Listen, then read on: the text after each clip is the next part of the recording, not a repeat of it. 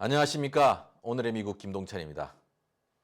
뉴스를 봐서 아시겠지만 드디어 의회에서 낙후된 미국의 사회 기반 시설 재건을 위한 1조 2천억 달러의 예산안이 통과를 하였습니다. 이제 바이든 대통령의 서명만 남겨놓고 있습니다. 사실 이 법안은 지난 8월에 상원에서 통과가 되었지만 민주당 내 내부 이견으로 진통을 겪다가 공화당 중도층의 도움으로 통과가 되었습니다. 이번에 통과된 인프라 구축 예산은 1956년 드와이트 아이젠하워 대통령이 주와 주권의 고속도로 건설을 해야 된다고 요청한 연방주도 공공사업 이후에 아주 오랜만에 미국의 인프라 구축을 위한 예산안입니다. 이 예산안은 낡은 도로, 항만, 비행장에 대한 시설 개량과 건설, 그리고 650억 달러의 초고속 인터넷망 구축과 산불 방지를 하는데 사용될 것이라고 합니다. 그러나 이민개혁안이 포함되어 있는 1조 8천억 달러의 사회보장 예산은 아직도 의회에 발목이 잡혀 있어서 갈 길이 멀어 보입니다. 사실 초기에 바이든 정부는 3조 5천억 달러를 요청을 했지만 미래 세대에게 많은 빚을 안겨준다고 공화당 내에 강력한 반발과 민주당의 일부 의원들의 반발로 사실 반 가까이 깎인 예산안입니다. 그런데도 이것이 아직 통과가 쉽지가 않은 상황입니다. 대통령 취임 후 처음으로 자신의 고향인 펜실베니아 스크랜턴을 찾은 바이든 대통령은 이 예산안 통과를 독려하기 위한 연설에서 이렇게 이야기했습니다. 미국은 세계 1위의 경제대국인데 언제부터 우리 스스로에 대한 투자를 멈춤으로써 세계 최고의 인프라 국가에서 13위로 추락하면서 국가적 경쟁력을 급속히 잃고 있다. 그러면서 온라인 수업에 참여하기 위해서 맥도날드 주차장에 아이들을 데려가야 하는 미국의 현실을 이야기하면서 여기는 미국이다. 젠장, 지금 우리는 뭘 하고 있는가? 라는 자주 섞인 말도 했습니다. 미국 농무부에 따르면 2천만 명의 아이들이 매일 학교 무상급식에 의존한다고 합니다. 뉴욕시에만 해도 약 75만 명의 빈곤층 학생들이 있고 이 중 11만 4천 명은 거주지 없는 홈리스 학생들이라고 합니다. 그래서 더블라지오 이 뉴욕시장은 팬데믹이 창궐하던 2020년 3월 휴교령을 내리는데 주저를 했습니다.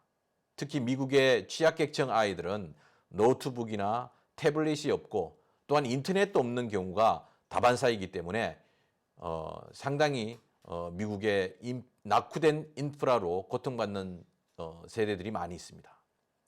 미국 통신산업협회는 2017년 기준으로 약 700만 명의 취약아동 학생들이 집에서 인터넷을 사용하지 못하고 있다고 합니다.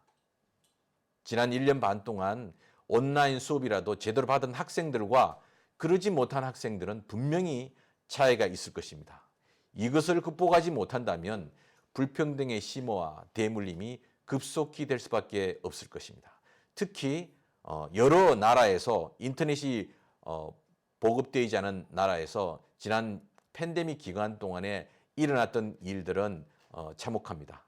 아마도 이 팬데믹 극복과 아울러 이 인터넷이라도 통해서 교육을 받은 나라의 학생들과 그러지 못한 학생들의 차이는 아마 국가와 국가 간에서도 상당히 많이 차이가 날 수밖에 없을 것입니다.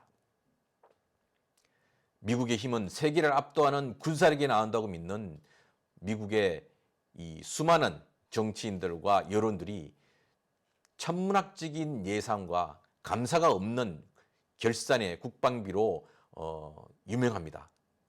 치열했던 이라크 전쟁 말고 20년간 전쟁을 했던 아프가니스탄 전쟁에서 공식적으로, 그러니까 비공식적으로 쓰여진 돈 말고 공식적으로만 3조 달러를 쓰고도 아무런 성과 없이 철군을 했습니다. 그런데 인프라 재건을 위한 예산안을 놓고 국가 채무가 늘어난다고 반대하면서 대폭 삭감하였고 또한 겨우 통과시키는 이 상황이 너무나 안타깝습니다. 한국을 한번 볼까요? 강남과 강북을 잇는 한강대교는 27개입니다. 철도는 빼고, 그리고 유일하게 일산대교만 통행료를 내고 있는데 그것도 경기도에서 무료를 선언했습니다. 그런데 섬으로 구성된 뉴욕시에서 육지로 나갈 수 있는 다리는 겨우 2개의 다리와 터널 1개뿐입니다. 그리고 그 다리와 터널을 통과하기 위해서는 16달러를 내야 합니다. 물론 뉴욕 시내 다리를 건너는데도 5달러에서 10달러 이상을 내고 건너는데 그것도 교통 체증에 시달리면서 짜증이 나는 상황이 지금 미국 인프라의 현주소입니다. 이제 정말 미국을 방어할 수준의 군사비를 제외하고 모든 돈을 미국의 미래를 위한 인프라 구축과 사회보장제도 강화를 위해서 투자해야 될 것입니다. 인터넷을 발명하고 컴퓨터를 발명한 미국에서 인터넷과 컴퓨터가 없어서 팬데믹 기간 수십만의 학생들이 제대로 수업을 받지 못했습니다. 그리고 2천만 명의 학생들이 학교에 가지 않으면 끼니를 굶어야 하는 것이 지금 미국의 현실입니다. 그래서 사회복지에 대한 투자를 늘려야 합니다. 또한 미국이 좋다고 와서 수십 년 동안 서류 미비자로 살고 있는 사람들을 이제는 미국의 품 안으로 받아들여야 합니다. 미국의 이민자들이 우대를 받았을 때 미국이 더 부강했다는 역사적 사실들을 우리는 잊어서는 안 될 것입니다. 이제 미국이 더 이상 기존의 방식으로 간다면 팬데믹과 함께 미국 주도의 시대가 막을 내릴 것입니다. 그래서 나머지 사회복지와 이민개혁안이 포함된 예산안도 꼭 통과돼야 할 것입니다. 이것이 미국을 부강하게 하는 것이고 미국이 살게 하는 길일 것입니다. 시청자 여러분 어떻게 생각하십니까? 내년도 중간선거입니다. 내년도 중간선거를 앞두고 의회에서는 지금 자기 당의 이익을 계산하면서 이 법안을 통과시킬지 말지 치열한 논쟁을 하고 있습니다.